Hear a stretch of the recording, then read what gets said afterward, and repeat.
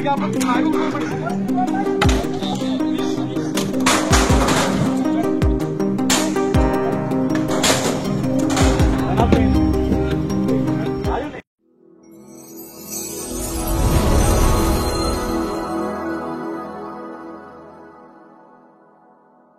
Lord. Tiger evangelism ఇండియాకి మరొకసారి స్వాగతము. Christmas celebration చేయడానికి ఒక స్టేజ్ పెట్టారు. ఆ స్టేజ్ని ఒక వర్గానికి సంబంధించిన వాళ్ళు ఏ విధంగా కొలాప్స్ చేస్తున్నారో మీరు చూడండి. ఆ స్టేజ్ ఎంత పెద్దదో అంత పెద్ద స్టేజ్ ఆ గ్రౌండ్లో పెట్టడం అనేది జరిగింది. మరి అంత పెద్ద స్టేజ్ గ్రౌండ్ మీద పెట్టారు అని అంటే దానికి ఖచ్చితంగా పర్మిషన్ ఉండొచ్చు. పెద్ద స్టేజ్, పైగా ఆ గ్రౌండ్లో చాలామంది వచ్చేవాళ్ళు ఉన్నారు. అయితే ఇక్కడ వీళ్ళు పర్మిషన్ తీసుకోలేదు అని ఈ వీడియోలో ఈ వ్యక్తి మాట్లాడుతున్నాడు.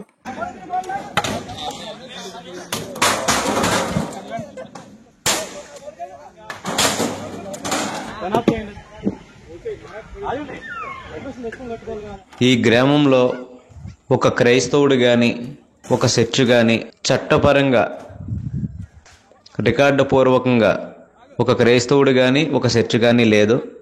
కానీ ఇక్కడ అధికారులు ఏమంటున్నారంటే 30% ఇక్కడ క్రైస్తవులు ఉన్నారు, ఒక 6 చర్చిలు ఉన్నాయి అని చెప్తున్నారు. అలాగే మన హిందూ దేవాలయానికి 100 మీటర్ల పరిధిలో ఇటువంటి అన్యమత కట్టడాలు కానీ కూటములు కానీ ఉండకూడదు. ఈ ఏవి పట్టించుకోకుండా గుడికి దగ్గరలోనే అతి భారీ సభ ఏర్పాటు చేశారు. ఎవరు? మతం మారినటువంటి వ్యక్తులు కొంతమంది. అది ఆ గ్రామస్తులు కాకుండా పక్క గ్రామం నుంచి వచ్చి మతం మారిన వ్యక్తులు, మతం మారి మేము క్రైస్తవులము అని అనుకుంటున్నటువంటి వ్యక్తులు. కానీ ఇంకొక విధంగా చెప్పాలి అని అంటే, ఒకవేళ పర్మిషన్ ఉందా లేదా అనే డౌట్ ఎవరికైనా ఉంటే వాళ్ళు పోలీస్ స్టేషన్లో కంప్లైంట్ ఇవ్వచ్చు. ఇచ్చిన తర్వాత చట్టం తన పని తను చేసుకుంటూ పోతుంది. కానీ ఈ విధంగా ఆ స్టేజ్ దగ్గరికి వచ్చి ఆ స్టేజ్ దగ్గర ఉన్న వస్తువులను ఇలా పగలగొట్టడము, యాసెట్స్ని పాడు చేయడం అనేది ఎంతవరకు న్యాయము? పైగా కర్రలతో ఆ స్టేజ్ని కంప్లీట్గా వీళ్ళు కొలాప్స్ చేస్తున్నారు.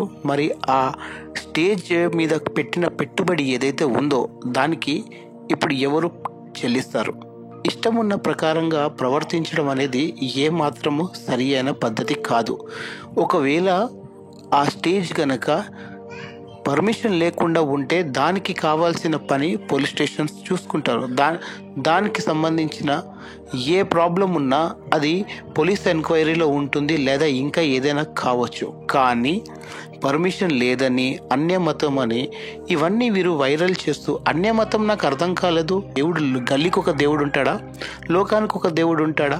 ఇలాంటి చెత్త మాటలు మాట్లాడి మనుషులకు రెచ్చగొట్టి మరీ నువ్వు పలానా వాడివి, నేను పలానా వాడివి అని చెప్పి వ్యతిరేకంగా చేసి, పైగా క్రైస్తవులంటే ఎంత కోపము, వీళ్ళ హృదయంలో ఎంత కసి ఉందో మీరు అర్థం చేసుకోండి. ఆ స్టేజ్ని ఈరోజు కూలగొట్టడానికి వీళ్ళు ఇంతమంది ముందుకొచ్చారు.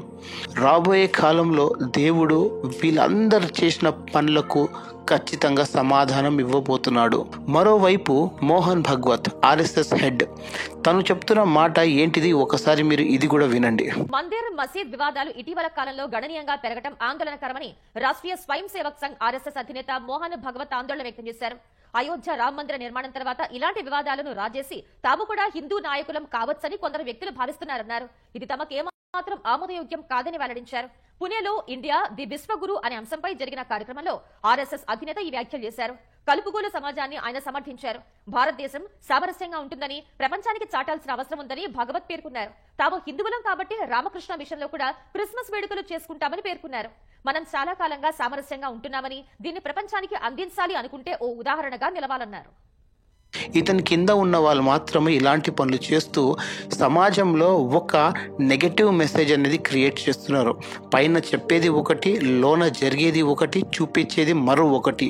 పైగా ఒకవైపు క్రైస్తవులంటేనే పడని వాళ్ళు, మరోవైపు మన ప్రధానమంత్రి మోదీ గారు క్రిస్మస్ సెలబ్రేషన్స్లో పాల్గొంటారు.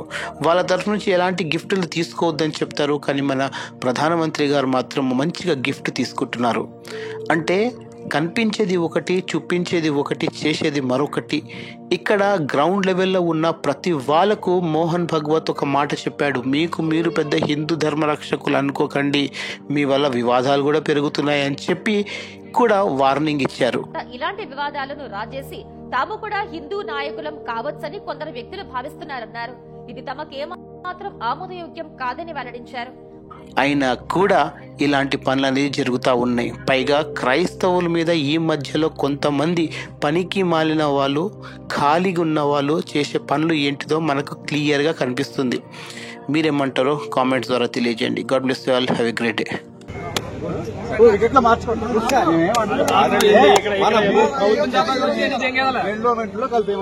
ఈ భూమికాలం ఎత్తు కూడా రాజ్యాంగ పరంగా మీరు రండి, మీతో పాటు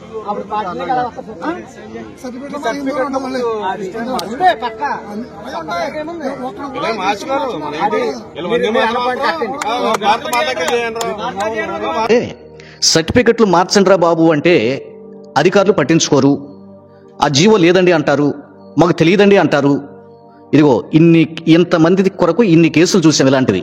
వాళ్ళు మార్చట్లా. అరే బాబు మీరు హెల్ప్ చేయండి, మార్పించమనండి. మా దగ్గరలో చాలా మంది ఉన్నారు, చాలా మంది మాట్లాడే సిద్ధంగా ఉన్నారు. అర్థమైందా? మీరు ఓసీలోనే ఉంటారు, మీకు రిజర్వేషన్ పోతుంది అని భయపెట్టడం తప్ప బీసీలో వేసినట్టుగా వేయండి, బీసీలుగా చేయండి చూద్దాం ఓసీల్ని.